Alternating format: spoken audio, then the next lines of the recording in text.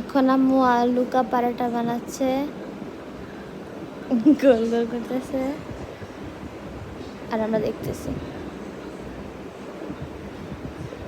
অপেক্ষা করবো। হ্যাঁ, যে আলু দিছে।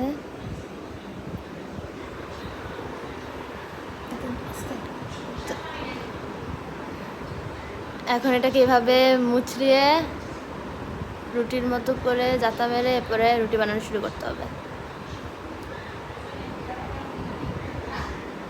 একটু আটা দিয়ে দিলাম।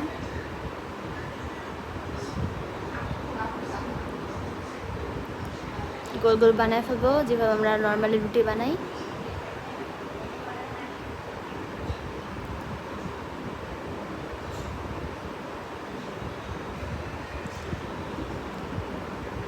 এই তো আমাদের আলু কা পরাঠা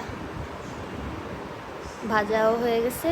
এরকম দেখতে খুবই সুস্বাদু, অবশ্যই ট্রাই করবেন।